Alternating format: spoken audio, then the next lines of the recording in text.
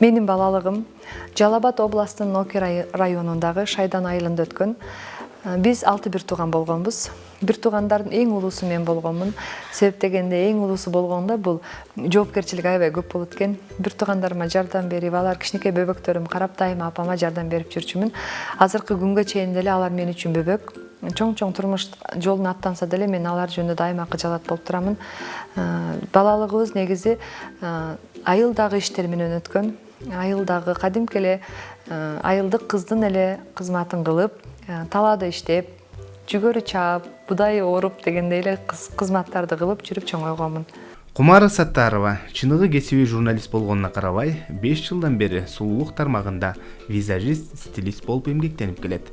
Зеркало сулуулук салонунун жетекчиси. Жашоодогу ураны ар бир күнгө шүгүр келтирип жашоо. 1989 жылы Шамшидин Сүйөркулов атындагы мектептен босогосун аттаганмын.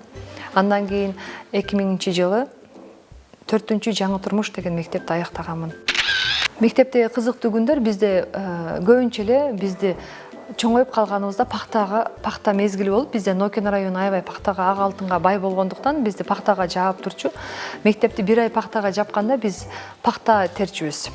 Атайын бөлүнгөн участокторго барып пахта терип жүрүбүз. Ошол күндөр кызыктуу болгон. Анан ошол мезгилде биздин балалык күндөрүбүздү эсте кала турган сүрөттөрүбүздү тарткан атайын бир фотограф келген. Анан ал сүрөттөр 5 сомдон болгон. Ал мезгилде 5 сом, азыркы биздин мындай көп эле акча болгондо ошо 5 сом табыш үчүн биз атайын пахтага барып, пахталарды терип, уурдап саткан күндөрүбүз эсимде калган да. Анан апам билип калбадыбы деп аябай мындай кыжалат боло берчүбүз. Анан эртеси күнү сүрөттү сатып алганыбызда бир күн мурда кыйналып терген пахтабызды унутуп калчубуз да.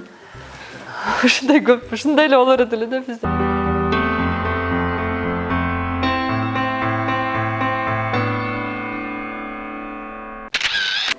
Пахта деп дагы айтып кеттим.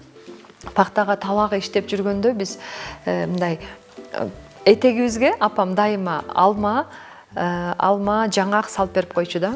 Анан кийин пахтаны терип отуруп алыптыр. Анан кийин алма жегенде көкмөк алма деле аябай ширин болуп өтчү да.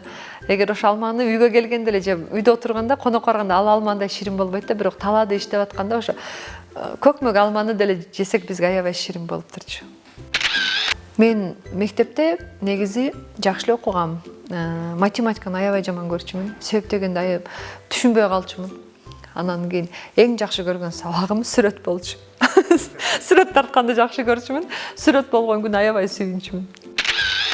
Кыял деген бул кыялдануу аябай балалык кезде аябай чоң болот да. Мен өзүм врач болом деп аябай кыялданчумун.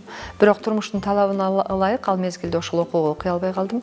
Азыр буйруса, мына сулуулук тармагында мен косметологияны окуп, ал деле бир медицинанын бир тармагы, ошол боюнча окуйын деп ошо багытка аябай басым жасап атамын. Негизи ошо азыр жогоруда айтып кеттим, сүрөттү аябай жакшы көрчүмүн деп. Бул сүрөттү жакшы көргөн бул биздин сулуулук тармагына өтө чоң таасир берет экен. Азыр ойлоп көрсөм, биз себеп дегенде биздин айымдарыбызга биз беттерине сулуу сүрөттөр тартып турабыз да. Балалык кезде китепти көп окучумун. Себеп дегенде балалык кезде китеп окуганда биз элестетүү бизде аябай күчтүү болчу. Ошондонбу мен ыр жазганды аябай жакшы көрөмүн. Адабиятты, тарыхты көп окуйт элем. Ыр жазганды ошо китептерден окуп өзүмчө таасирленчүмүн. Мен эң мындай жүрөгүмдө калган чыгарма Сынган кылычты окуганда аябай таасирленгенмин. Нүзүп бийдин элге кылган мамилесин, мурунку жашооңду эстеп тургун деп өзүнүн чапанын илип коет го. Кийин дагы канчалык даражага жетсең дагы сен мурда ким болгонсуң, ушундай койчуман болуп, жогорку хан даражага жеттиң, бирок сен ошо мурунку күнүңдү эстеш үчүн өзүнүн чапанын илтиргенде мен аябай таасирленгенмин. Ошол нерсени азырга чейин өзүмдө калыптандырып, мындай биз мурда ушул даражага жетиш үчүн, ар бир басымды алып өтүш үчүн кандай нерселерди, кыйынчылыктарды көрдүк.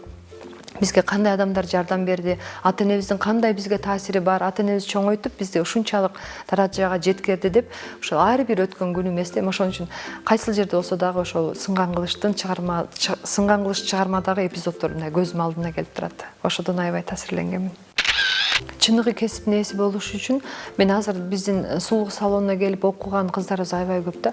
Ошолор келгенде мен биринчи ушул суроону берем да.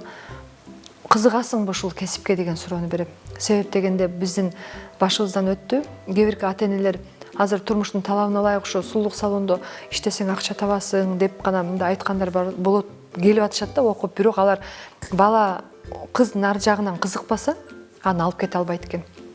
Ошон үчүн мен сен ушул кесипке кызыгасыңбы, чындап эле бирөөнүн колун жасагың келеби, чындап эле бирөөнүн бетин жасагың келеби деп суроону биринчи ошол суроону берем. Анан эгер өзү кызыгам десе, анан ошого биз шарт түзүп, окутканга шарт түзөбүз да. Анан кээ бирки мындай келгендер жок, мен өзү апам эле окутуп атат, эжем оку деп атат, Россияга кетейин деп атамын деген сөздөр болгондо мен аябай мындай ичимен мынтип калам да, булар кийин кантип иштейт экен деген ой калат менде. Ошондуктан мен ар бир жаштарга айта турган мындай кеңешим десем да болот. Ар бир кесибиңерди сүйгүлө. Эгер ошо кесипти сүйсөңөр, силер ошол бардык сүйгөн кесибиңердин майын чыгара иш кыласыңар. Эгерде силер кесибиңерди сүйбөсөңөр, кайдыгер мамиледе болуп каласыңар деп айта алам да. Ошондуктан жаштар сүйүп гана иштеш керек кесибин.